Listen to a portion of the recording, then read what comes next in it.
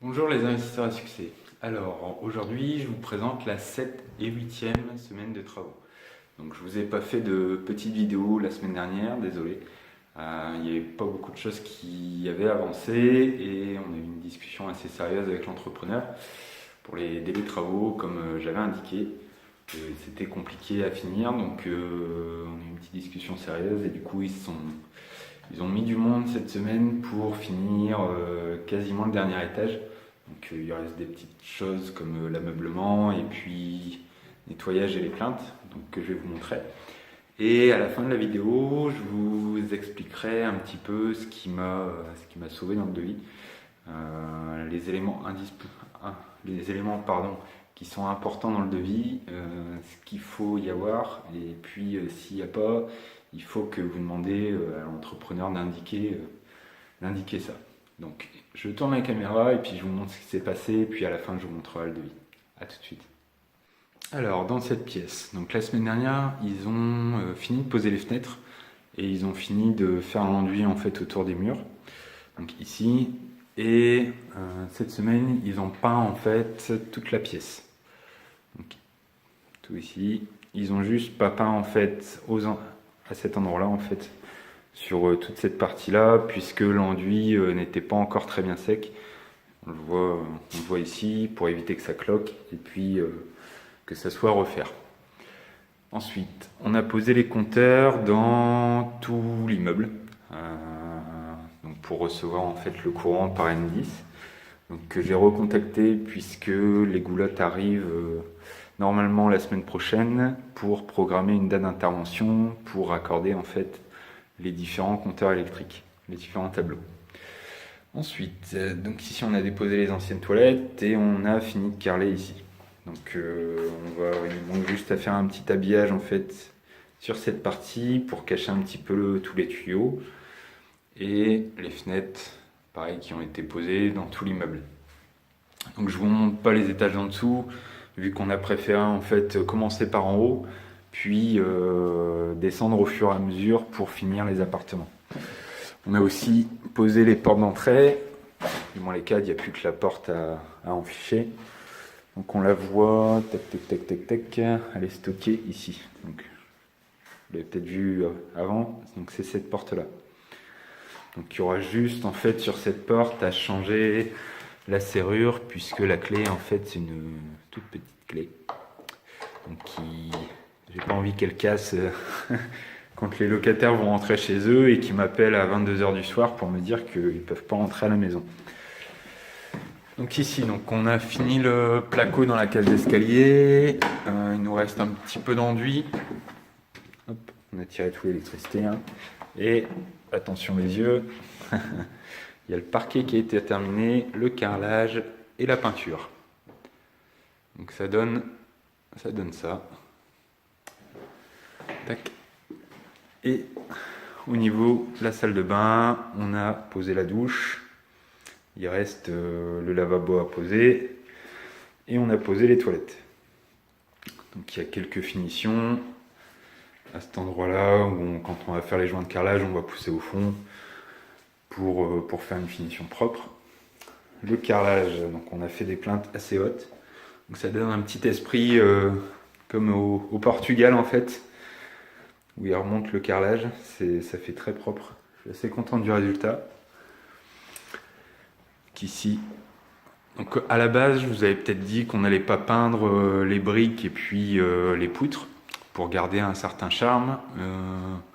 Au final, comme on l'a fait à la machine, pour protéger et puis tout ça, je leur ai indiqué qu'ils pouvaient peindre les briques et puis les poutres pour que ça aille plus vite aussi, et puis éviter de protéger, éviter les jonctions un petit peu délicate, notamment au niveau entre la jonction poutre et puis placo. Comme ça on a une unité en fait, et puis je suis pas mécontent parce que ça fait assez clair.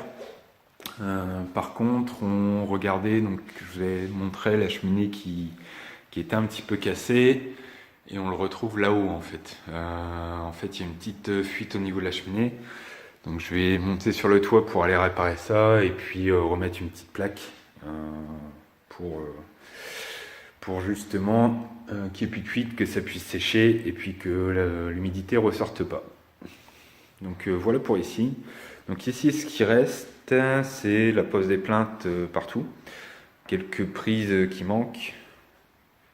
Et ici, il y a la cuisine qui est arrivée, qui n'y a plus qu'à poser. Donc ça devrait être terminé ici la semaine prochaine. Donc c'est pas trop mal. C'est pas trop mal. Ça a bien avancé. Donc la semaine prochaine, ils vont attaquer l'étage en dessous avec le parquet, finir la peinture et puis finir le carrelage. Alors, concernant les devis, je vais vous montrer ça. Alors, les éléments qui est important d'avoir déjà, c'est le nom en fait de la société. Ensuite, en bas du devis, alors je vais faire un focus. Hop. Donc, ce qu'il faut indiquer, c'est la durée de validité. Donc, moi, j'avais indiqué que j'avais demandé à l'entrepreneur que ce devis était valable 6 mois, puisqu'on avait fait la visite avant de signer le compromis. Du coup, temps de signer le compromis, si j'ai pas les prêts et qu'il y a un peu de retard, 6 mois. Ensuite, date de délai d'exécution des travaux. Donc ça, c'est pareil. Si vous pouvez dire quelque chose à l'entrepreneur, c'est de rajouter cette petite ligne. C'est-à-dire que si vous indiquez 3 mois et qu'il vous livre le chantier au bout d'un an, vous allez pouvoir lui demander une compensation financière en fait. Vu que durant ce temps-là, vous n'allez pas pouvoir louer l'appartement ou l'immeuble, et du coup, c'est des frais supplémentaires pour vous. Et ensuite, concernant les modalités de paiement, c'est un règlement par virement bancaire sur présentation par l'entreprise et acceptation par le client de la situation de travaux. Donc ce que j'ai pas rajouté ici, ça aurait pu être aussi que les prix étaient fermes et non révisables.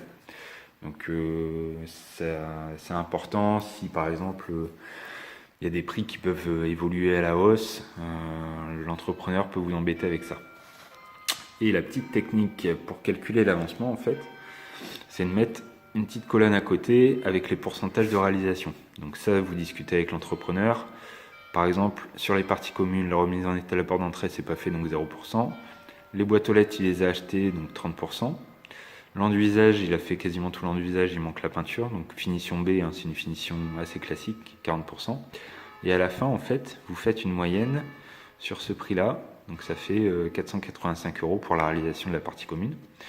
Du coup, je devrais lui payer, donc ça c'était celle du mois dernier, 24 836 €. Donc c'est assez pratique, comme ça vous échangez en fait les pourcentages d'avancement ensemble et vous pouvez conclure d'un prix, ce qui permet aussi en fait de ne pas le payer trop, puisque vous allez payer sur l'avancement de chantier et non sur il me faut 30 000 € ou il me faut 40 000 €. Et du coup, si vous avez un souci avec l'entrepreneur, qu'il se barre ou quoi que ce soit, vous pouvez toujours vous retourner et utiliser en fait ce qui reste sur le devis pour finir les travaux avec une autre entreprise. Donc ça, c'est un cas que je ne vous souhaite pas, mais ça peut arriver. Voilà. Donc voilà les investisseurs à succès, 7 et 8e semaine de travaux du coup. Au niveau des dates pour la fin des travaux, encore 2 ou 3 semaines, ça dépend de la date de réception des goulottes, puisque c'est un peu ça qui va débloquer aussi la mise en peinture des parties communes et puis tout ça. Donc l'entrepreneur avait oublié qu'il fallait passer des goulottes, c'était pas clairement indiqué dans le devis. Donc on s'est mis d'accord pour qu'il réalise, et puis à la fin, s'il me livre le chantier en temps et en heure, j'accorderai une petite prime. Donc ce sera pas énorme je pense, mais ça me met toujours la motivation. Et puis les goulottes, c'est vrai que je vais rajouter quelques travaux supplémentaires, genre des caches, des choses qu'on n'avait pas forcément découvert à la base.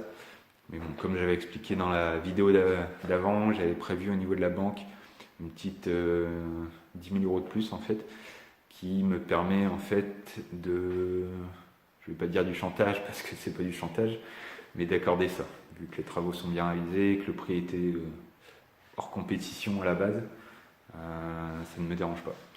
Donc voilà les investisseurs à succès. Je vais essayer de vous faire une vidéo la semaine prochaine, même si j'ai pas beaucoup de temps, mais je vais essayer de vous faire ça, sinon je Je vous dis à la semaine prochaine pour la suite des travaux et n'hésitez pas à poser vos questions en commentaire. Voilà, salut!